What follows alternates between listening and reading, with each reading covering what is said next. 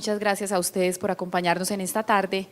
Todo lo que hemos hablado en esta tarde se relaciona con lo que yo les voy a contar y son los nuevos descubrimientos que tenemos en la fisiopatología de la insuficiencia cardíaca.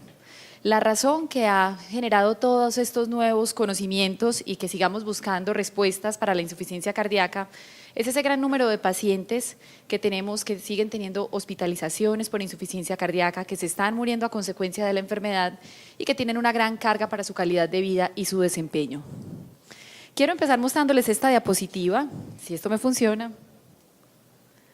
donde les resumo 30 años de progreso en investigación en insuficiencia cardíaca. Como ustedes pueden ver, lo que sabíamos en los 80s difiere mucho de lo que sabemos en la actualidad de la enfermedad. Y esta es la razón por la cual sabemos que en medicina ningún concepto que tenemos es absoluto y que todos los paradigmas son susceptibles de ser reevaluados en algún momento.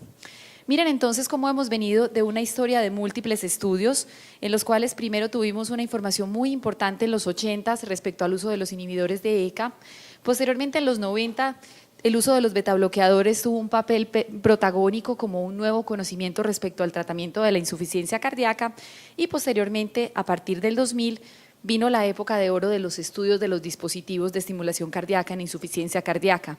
Aprendimos todos los beneficios de la terapia de resincronización cardíaca, los efectos en la muerte súbita en los pacientes que eran candidatos a una terapia con desfibrilador implantable, pero miren que veníamos de varios años en los cuales teníamos una gran ausencia de evidencia de nuevas alternativas de tratamiento que nos permitieran modificar el curso de la insuficiencia cardíaca.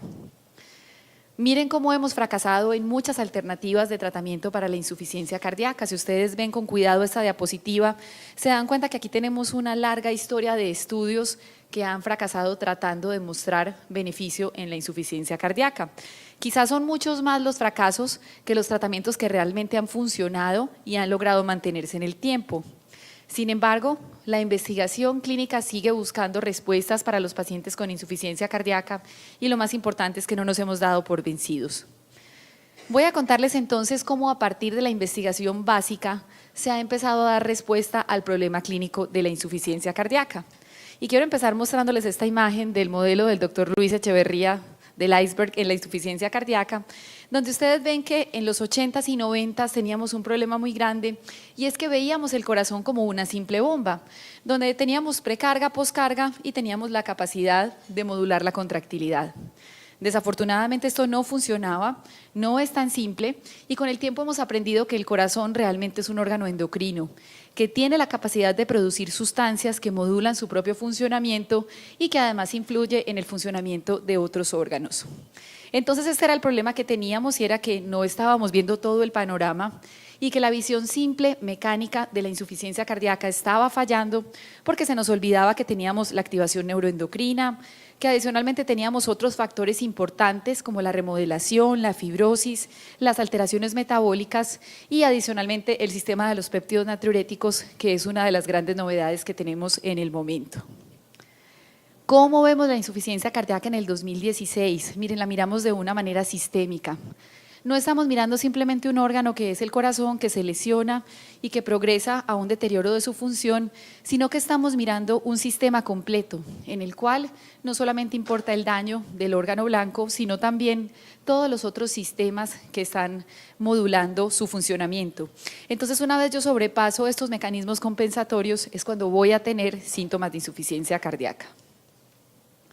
Estas fueron entonces las lecciones que aprendimos en todo ese camino que yo les acabo de mostrar. Aprendimos la importancia de la descarga adrenérgica y de su modulación con los betabloqueadores.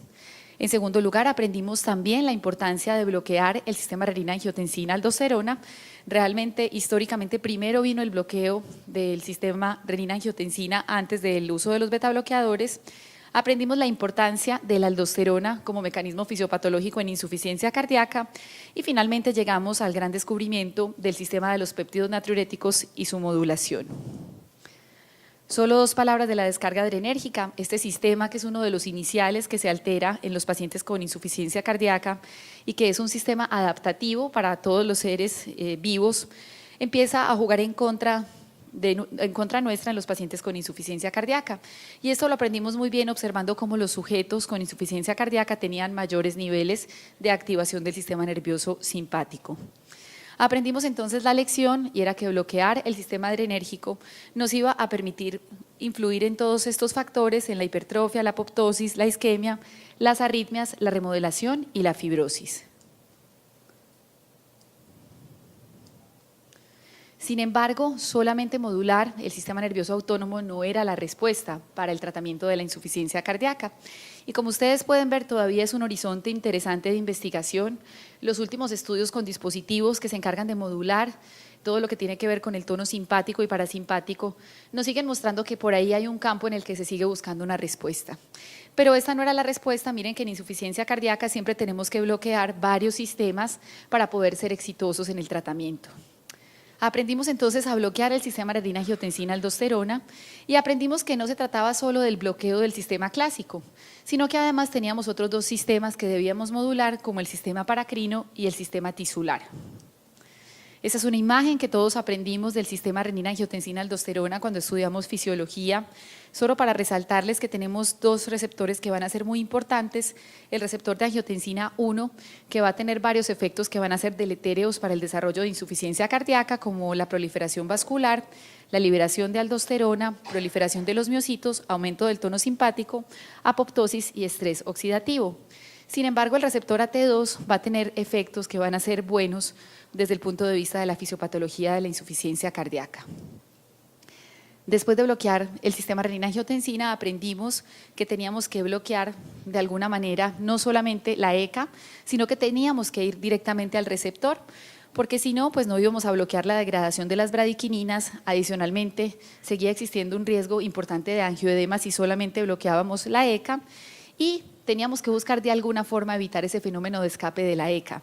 Y aquí fue cuando apareció el desarrollo de los medicamentos que bloquean directamente el receptor de angiotensina 1 como una respuesta a estos tres problemas clínicos. El paso siguiente fue el bloqueo de la aldosterona. Para todos ustedes es muy claro que la aldosterona contribuye de una forma importante al desarrollo de la insuficiencia cardíaca y que digamos que esa era esa pieza que hacía falta para que tuviéramos completo el modelo neuroendocrino en insuficiencia cardíaca, donde además de usar los beta bloqueadores íbamos a bloquear el sistema renina-angiotensina y íbamos a adicionar un fármaco que nos iba a bloquear el efecto de la aldosterona. De esta manera nuestro modelo neurohormonal quedó completo y empezamos a aplicarlo desde estadios iniciales, los estudios que tenemos en posinfarto agudo de miocardio, posteriormente en pacientes que tenían insuficiencia cardíaca leve, insuficiencia cardíaca moderada e incluso insuficiencia cardíaca severa. Hasta acá teníamos un modelo neurohormonal que digamos que por muchos años fue lo que todos tuvimos y recomendamos y que dio base a todas las guías de práctica clínica que conocemos. Tengo un compañero infectólogo que trabaja conmigo y me dice que odia a los cardiólogos porque cada año cambiamos las guías, sacamos nuevas recomendaciones y tenemos nuevas cosas que hacen muy difícil que alguien que no se dedique solamente a esto esté completamente actualizado. Pues bien, la pieza que nos hacía falta era reconocer el sistema de los péptidos natriuréticos en la fisiopatología de la insuficiencia cardíaca. Hace mucho tiempo empezamos a investigar, sabíamos que tenerlos altos en plasma era un marcador de mal pronóstico en pacientes con insuficiencia cardíaca y la primera solución que se nos ocurrió fue, bueno, ¿y si damos un péptido natriurético recombinante en un momento puntual de un paciente que está descompensado? Todos ustedes recuerdan los estudios con nesiritide, parecía ser una solución muy atractiva para tratar la insuficiencia cardíaca. Sin embargo, el problema no era tan simple y quizá darlo en un momento puntual de la enfermedad no nos resolvía el problema y lo que necesitábamos era implementar alguna medida a largo plazo. Miren entonces por qué son tan importantes los péptidos natriuréticos en la insuficiencia cardíaca. Son una familia de sustancias, el ANP, el BNP, el CNP y el urodilatín. Tienen la capacidad de producirse en sujetos sanos, el ANP en aurículas, el BNP en ventrículos, pero en los pacientes con insuficiencia cardíaca ambos tienen la capacidad de producirse a partir del ventrículo. Van a producirse como sustancias precursoras que necesitan o inactivas que necesitan convertirse para tener sus efectos biológicos y que tienen muchos efectos positivos en los pacientes con insuficiencia cardíaca. Aquí pueden ver entonces ustedes cómo se van a generar como unos precursores. Se van a dividir en su parte activa y en fragmentos inactivos y van a hacer su efecto biológico. Esto nos explica entonces cómo el corazón es un órgano endocrino que tiene la capacidad de producir estas sustancias que van a tener muchos efectos benéficos. Solo para recordarles, el efecto de la diuresis y la natriuresis van a contrarrestar de forma importante la activación del sistema renina-angiotensina en los pacientes con insuficiencia cardíaca. Vamos a tener entonces efectos importantes a nivel endotelial, efectos importantes en los miocitos y adicionalmente efectos a nivel renal. Esta es la forma en la cual los péptidos natriuréticos hacen su efecto. Entonces vamos a tener receptores para ANP y BNP, CNP, que es más abundante en el sistema endotelial, va a tener un receptor diferente. Y todas sus acciones van a estar entonces dirigidas a mejorar la fisiopatología de la insuficiencia cardíaca. Entonces la investigación pensó, bueno, y si los péptidos natriuréticos funcionan de esta manera, si ya intentamos con darlo en un momento puntual y no funcionó, ¿por qué no buscamos una estrategia de hacer que su efecto se pueda amplificar de alguna manera y tenga beneficios para la insuficiencia cardíaca? Entonces se descubrió que hay una forma en la cual se degradan los péptidos natriuréticos y es a través de la neprilicina. La neprilicina entonces va a tener varias funciones importantes, va a tener varios sustratos, pero una de sus funciones más importantes es la degradación de los péptidos natriuréticos. Y si yo evito que los péptidos natriuréticos se degraden, pues yo voy a magnificar todos sus efectos benéficos para toda la fisiopatología de la insuficiencia cardíaca. Por esa razón es que entonces la neprilicina empieza a convertirse en un blanco muy importante de investigación para tratar de modularla y de esta manera potenciar todos los efectos contrarreguladores de la fisiopatología de la insuficiencia cardíaca. ¿Cuál fue la primera idea? Entonces, bueno, bloqueemos solamente la neprilicina y miremos qué sucede. Apareció el primer medicamento que cumplía esta función. Sin embargo, los estudios clínicos mostraron que el efecto inicial era benéfico, la presión arterial de los pacientes bajaba, pero rápidamente volvía a subir y no se obtenía en el tiempo un efecto sostenido de esta molécula. Y se pensó, bueno, tal vez no estamos yendo al punto que necesitamos y quizá lo que necesitamos es adicionar alguna estrategia al bloqueo de la neprilicina para modular los mecanismos de la insuficiencia cardíaca. En esta imagen ustedes pueden ver entonces que la neprilicina no solamente se encarga de degradar los péptidos natriuréticos, sino que además tiene otros sustratos importantes. Adicionalmente tiene que ver con la degradación de la angiotensina 2 y 1, la adrenomedulina, las bradiquininas y la endotelina 1. Entonces, por esa razón es que los estudios que estaban dirigidos inicialmente a bloquear solamente la neprilicina no funcionaron. Porque miren entonces que yo seguía teniendo en plasma sustancias que tienen efectos vasoconstrictores importantes que iban a seguir funcionando de esta manera y no íbamos a tener un efecto completo en la modulación de la insuficiencia cardíaca. Adicionalmente, recuerden que las bradiquininas son las que se relacionan con el riesgo de que los pacientes desarrollen edema angioneurótico. Y si yo inhibo la neprilicina solamente y sigo teniendo altos niveles de bradiquininas, pues voy a tener un efecto adverso que no va a ser deseado en estos pacientes. Por esta razón es que el paso siguiente fue unir la inhibición de la neprilicina a algún medicamento que de alguna manera me permitiera inhibir el sistema renina-angiotensina-aldosterona. ¿Cuál fue la idea inicial? Unirlo a un IECA y mirar qué sucedía. Sin embargo, los estudios con ese medicamento que se llamaba omapatrilat mostraron que el riesgo de angioedema se aumentaba mucho en la población de pacientes que había estado recibiendo este medicamento. Y esta fue la razón por la cual esta estrategia fracasó y no se implementó. Y pasaron muchos años hasta que alguien más volviera a pensar que esa era la vía en la que debíamos seguir la investigación clínica, que debíamos seguir buscando por ese lado y tal vez añadirle al inhibidor de la neprilicina alguna otra sustancia que nos permitiera modular el sistema renina-angiotensina-aldosterona. Y fue en ese momento cuando entonces se pensó que lo que teníamos que hacer es bloquear directamente el receptor de angiotensina 1. De esta manera íbamos a tener un cambio muy importante y era que íbamos a amplificar todo el sistema de los péptidos natriuréticos y todos sus efectos benéficos de natriuresis, diuresis, evitar la proliferación y a la vez íbamos a bloquear el efecto del sistema renina-angiotensina-aldosterona. Por esta razón entonces se decidió que esta era la combinación. Y llegamos a la evolución en el tratamiento de la insuficiencia cardíaca y a cambiar, digamos, un poco el lenguaje de lo que hacemos. No vamos a hablar entonces ya solamente de inhibir, sino de modular la fisiopatología de la insuficiencia cardíaca. ¿Por qué solamente irnos a modular, aumentar el efecto de los péptidos natriuréticos cuando podemos unir estos dos efectos la inhibición del sistema adrenina-angiotensina-aldosterona más el incremento del sistema de los péptidos natriuréticos. Estos son entonces los antecedentes de investigación de esta línea que, como yo les cuento, varios años estuvo, digamos que inactiva porque el fracaso de omapatrilat, digamos que llevó a reevaluar un poquito si este era el camino. Estos son los antecedentes que tenemos en investigación en esta nueva modulación del sistema adrenina-angiotensina-aldosterona más el incremento del sistema de los péptidos. Inicialmente los estudios con administración de péptidos recombinantes, en segundo lugar la inhibición de la neprilicina solamente con estos dos medicamentos, posteriormente pasamos a inhibir la neprilicina más los IECAS. Esta estrategia fracasó por el aumento de los casos de edema angioneurótico y finalmente llegamos a los ARNI, esta nueva clase terapéutica que va a combinar la inhibición de neprilicina más el bloqueo del receptor de angiotensina 1. Y pasamos a este cambio del paradigma. Vamos a hablar entonces de aumentar todos los efectos benéficos de los péptidos natriuréticos, la vasodilatación, todos sus efectos antimitóticos e inhibir todos los efectos adversos de la activación del sistema adrenina-angiotensina-aldosterona. Entonces vamos a tener una balanza que se va a inclinar a favor de todos los efectos benéficos del sistema de los péptidos natriuréticos y que nos va a permitir tener mejores resultados en el tratamiento de la insuficiencia cardíaca.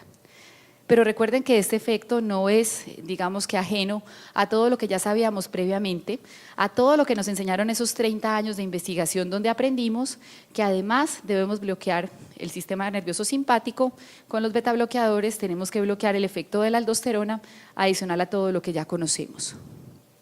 Esta es una imagen entonces de cómo funciona el SZ696, es el primer medicamento de esta clase terapéutica, los ARNI, donde ustedes pueden ver que es una molécula que combina el efecto de valsartán, que va a ser el bloqueo del receptor de angiotensina 1, y adicionalmente sacubitril, que va a ser el inhibidor de la neprilicina, y de esta manera vamos a lograr el incremento del sistema de los péptidos natriuréticos. ¿Cuál es el resumen de la combinación de estas dos moléculas? Ustedes pueden ver una disminución de todos los fenómenos adversos de la insuficiencia cardíaca.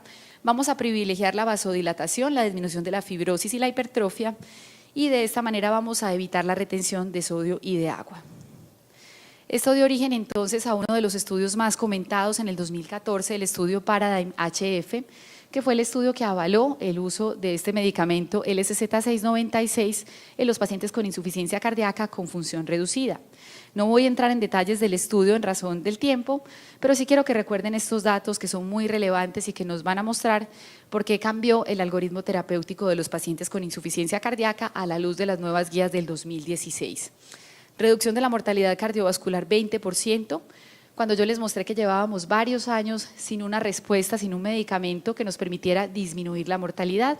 Adicionalmente, una disminución del 16% en mortalidad general, número necesario a tratar para evitar una muerte más una hospitalización de 21 y para evitar una muerte cardiovascular de 32. Todo esto, además de toda la terapia farmacológica estándar recomendada para el momento actual. Y por esta razón es que el nuevo algoritmo terapéutico de las guías del 2016 de insuficiencia cardíaca de la Sociedad Europea nos plantea un escenario como este. ¿Qué hacer con el paciente que tiene insuficiencia cardíaca y tiene función reducida? Inicialmente empezamos con el IECA y los betabloqueadores. Si el paciente los toleró y sigue sintomático, adicionamos el antagonista de la aldosterona. Y si el paciente adicionalmente persiste sintomático y tiene una fracción de eyección menor al 35%, estamos en el escenario de estas tres estrategias. Si el paciente toleró enalapril en una dosis equivalente a 10 miligramos cada 12 horas, debemos considerar reemplazarle el enalapril por ARNI. Y tenemos dos estrategias complementarias, el uso de ibabradina en los pacientes en ritmo sinusal con frecuencia por encima de 70 y los pacientes para resincronización cardíaca en caso de que cumplan los criterios. Son tres estrategias entonces que, como pueden ver, son complementarias en caso de que aplique para el paciente que estemos evaluando, y esta es la razón por la cual estos 30 años de investigación clínica que yo les acabo de mostrar nos ha llevado a cambiar nuevamente las guías y las recomendaciones actuales. En conclusión, tenemos evidencia importante acerca de un nuevo blanco terapéutico para el tratamiento de la insuficiencia cardíaca, la inhibición de la neprilicina adicional al bloqueo del receptor de angiotensina 1. De esta manera, entonces, hemos completado el modelo fisiopatológico que teníamos previamente, que como yo les mostré, seguía teniendo algunos baches de conocimiento y seguíamos teniendo unos números importantes respecto a que teníamos necesidades insatisfechas para esta población de pacientes con insuficiencia cardíaca crónica. Adicionalmente, siempre recuerden que la fisiopatología de la insuficiencia cardíaca es compleja, tiene múltiples mecanismos y por esta razón es que debemos actuar a todos los niveles si queremos lograr mejores resultados. Muchas gracias.